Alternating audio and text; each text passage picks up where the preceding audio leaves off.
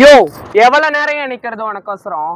உனக்கு தான் வேலை இல்ல, எனக்கு வேலை இருக்காதா? சாரிங்க, கொஞ்சம் லேட் ஆயிடுச்சுங்க. டிராஃபிக் டிராஃபிக் ஏதோ ஃபுல்லா டிராஃபிக்னா எவ்வளவு நேரம் இருக்கிறது? சாரிங்க, நான் அப்புறம் சாரி சொல்றேன் திருப்பி. சாரி சொல்லிட்டேனா? டிராஃபிக் ஆனதுக்கு நான் எப்படிங்க பொறுப்பாக முடியும்? டிராஃபிக் ஆயிடுச்சுன்னா அதுக்கு நீ டிராஃபிக் ஆயிடுச்சுன்னு சொல்லியிருந்தா நான் வேற எங்கேயும் வெளியே நீங்க போயிருப்பீங்கன்னு நான் சொல்லல. சொல்லியிருந்தா போயிருப்பீங்கல்ல. இருங்க, நான் ஒரு 5 நிமிஷம் தானே உங்களுக்கு வெயிட் பண்ண. 5 நிமிஷத்துல முடிச்சிடறேன். சரி, என்ன விஷயம் சொல்லுங்க. ஒண்ணுமே இல்ல, நான் ஒரு 4-5 கேள்வி கேட்கறேன், பதில் மட்டும் சொல்லிடுங்க. சொல்லிட்ட உடனே நானே உங்களை கார்ல கூட்டு போய் டிராப் பண்ணிடுறேன். ஏன்னா போகும்போது டைம் ஆயிடுச்சு, டிராஃபிக் இருக்காது, நான் டிராப் பண்ணிடுறேன். ஓகேங்களா? ஓகே. கோவம் இல்ல? இல்ல, சொல்லுங்க. அந்த முடியை கொஞ்சம் இப்படி இந்த பக்கம் திரும்பி போட்டுக்கலாம். ஐயோ, சரி, ஓகே, கேட்கலாம்ல கேள்வி? இப்போ நீங்க வந்து கோகம் கோயில் திருவிழாவுக்கு வருவீங்க. ஆமா. கோயில் திருவிழாவுக்கு வரும்போது உங்க தாலியெல்லாம் காமிச்சா நல்லா இருக்கும். அதை மறைச்சி வச்சுட்டீங்களே அப்புறம். ஓகேப்பா. கோயில் திருவிழாவுக்கு வந்துடுறீங்க, தாலி கட்டிடுறீங்க. இப்போ இந்த தாலி கட்டுறதுக்காக எடுத்தோடனே திருநங்க நீங்க மாறின உடனே அடுத்த வருஷமே நீங்க கோயில் வந்து தாலி கட்டிக்கணும்னு நினைச்சீங்களா? இல்ல கொஞ்ச நாள் கழிச்சு கட்டிக்கலாம் நினைச்சீங்களா? நான் டிரான்ஸ்ஜெண்டர் ஆயிட்டு ஒரு 6 இயர் ஆயிடுச்சு. இது 6 வருஷம் 6 வருஷம் கழிச்சு 6 வருஷம் ஆயிடுச்சு. 6 வருஷம் கழிச்சு இது 7வது வருஷம். 7வது வருஷம். நான் இப்பதான் வந்து கூவாகமத்துல வந்து நான் தாலியை கட்டியிருக்கேன். 7 வருஷம் கழிச்சு இப்பதான் கட்டிருக்கீங்க. இது எவ்வளவு நாள் ஆசைப்பட்டீங்க இந்த மாதிரி கட்டணும்னு? ரொம்ப நாள் ஆசை. ஆமா, ஆனா இங்க வந்து பாத்துறீங்களா இதுக்கு முன்னாடி? இதுதான் ஃபர்ஸ்ட் டைம். இதான் ஃபர்ஸ்ட் டைம் வந்து பாத்துறீங்க. பாக்குற அன்னைக்கே வந்து தாலி கட்டிட்டீங்க. பாக்குற அன்னைக்கே வந்துட்டு வீட்டுல எல்லாம் பேசிட்டாங்க, நானும் வரேன் அப்படின்னு சொல்லிட்டு வந்துட்டு தாலி கட்டிட்டேன். ஓகே, உங்க வீட்டுல வந்து நீங்க டிரான்ஸ்ஜெண்டரா மாறிடுவீங்களா? ஆமா. உங்க வீட்டுல எனக்கு வந்து இந்த மாதிரி ஹார்மோன் ப்ராப்ளம் இருக்கு, நான் வந்து இந்த மாதிரி மாற போறேன் அப்படின்னு நீங்க முதல்ல யார்கிட்ட சொன்னீங்க?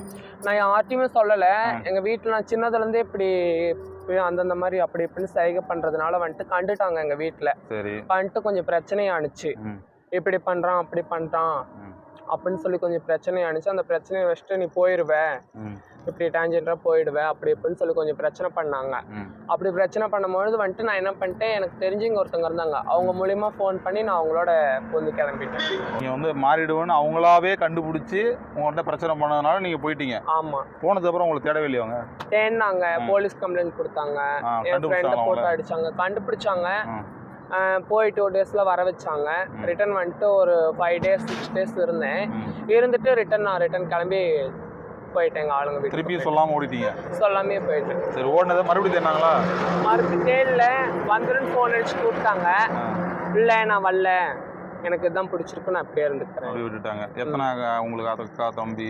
2 அண்ணன் ஒரு தங்கச்சி. 2 அண்ணன் ஒரு தங்கச்சி. இப்போ வந்து பிரச்சனை இல்லை? இப்பெல்லாம் எந்த பிரச்சனையும் இல்லை. எவ்வளோ நாள் கழிச்சு உங்ககிட்ட பேச ஆரம்பிச்சாங்க? இன்னும் ஒரு 6 மாசம் கழிச்சு பேச 6 மாசம் கழிச்சு பேச ஆரம்பிச்சிருக்கோம். 6 மாசத்துல நீங்க மாறிட்டீங்களா? 6 மாசத்துல மாறல. மாறிட்டேன் வீட்டுல போய் சொல்லி வச்சிருந்தீங்க? ஆமா. 2 வருஷம் கழிச்சு தான் நான் ஆபரேஷன் பண்ணேன். அதுக்கப்புறம் போய் சொன்னது தெரிஞ்சிருச்சா? தெரியல. தெரியாமலே வச்சிருந்து நீங்க ஆபரேஷன் 2 வருஷம் கழிச்சு தான் பண்ணிருக்கீங்க? ஆமா. அதுக்கப்புறம் பண்ணிட்டு இப்பதான் பண்ண, அதுக்கப்புறம் உண்மையை சொன்னீங்களா? சொல்லிட்டேன். இப்பதான் நான் பண்ணேன் இவ்வளவு நாள். அதுவும் சொல்லல. அதுவும் சொல்லல. இன்ன வரைக்கும் தெரியாது. இப்ப இந்த பேட்டி தெரிஞ்சிருச்சா? தெரிஞ்சிருச்சா? ஐயோ பாருங்க, ஏமாத்திருக்காங்க. பாருங்க. நீங்க வந்து ஒரு திருநங்கையா இருக்கீங்க.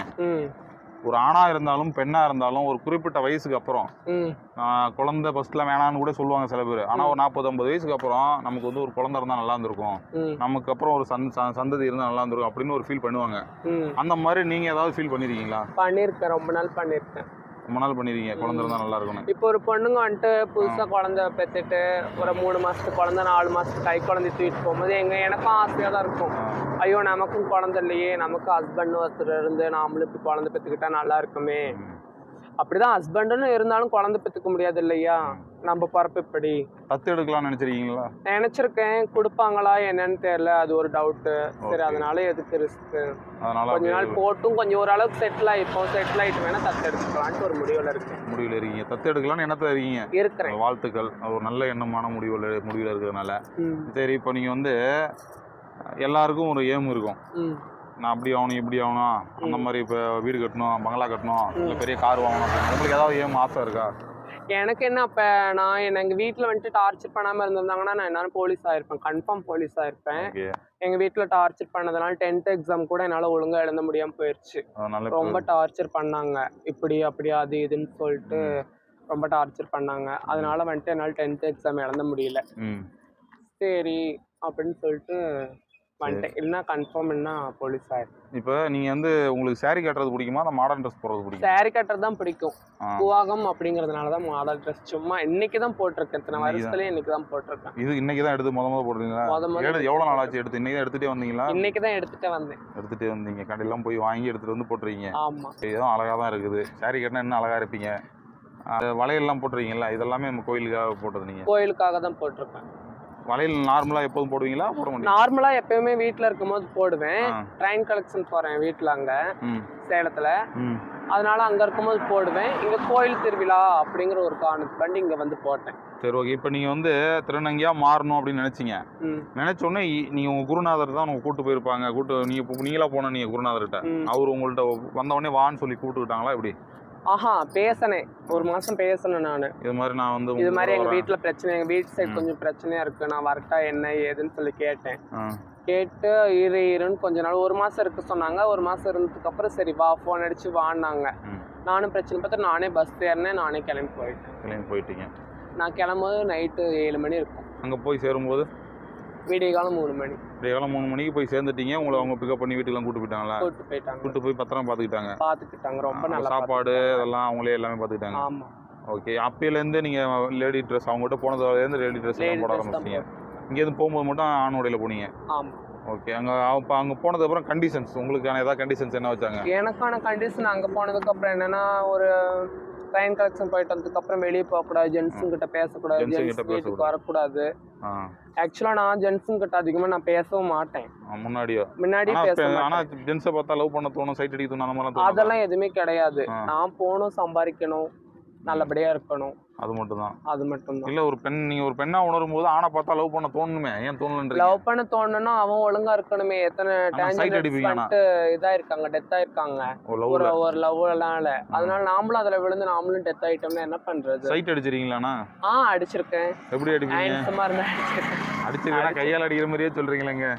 லுக் போடுவீங்களா, மார்க் போடுவீங்களா?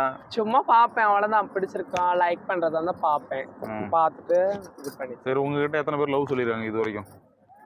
நிறைய பேர் சொல்லிருக்காங்க. குத்துமதிப்பா சொல்லுங்க. ஒரு 100 பேர் 200 பேர் 100 பேர் 200 பேர்லாம் இல்ல.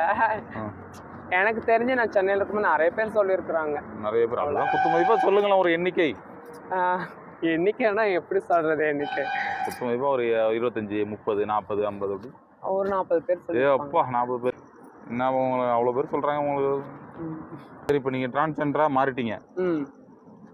இதுவே இப்போ வந்து ஒரு ஆண் பெண்ணா மாறலான்னு ஒரு உருவமைப்பு இருக்குல்ல, மாறலான்னு இப்போ திருநங்கையா மாறிட்டீங்க. மறுபடியும் நம்ம ஆண் உறுப்பை வச்சுக்கலாம், ஆணா மாறிடலாம் அப்படின்னு ஒரு அமைப்பு இருந்தால் மாறுவீங்களா திருப்பி? மாற மாட்டேன். எனக்கு இதுதான் பிடிச்சிருக்கு. எனக்கு இதுதான் என்னோட லைஃப். இதுதான். மாற மாட்டேன். ஓகே. இது வேணா மறுபடியும் வேணா குழந்தை பெத்துக்கலாம் அப்படின்னு ஒரு வாய்ப்பு இருந்தா அதுக்கு வேணா நான் மாறுவேனே தவிர ரிட்டர்ன் ஆனா மாற மாட்டீங்க.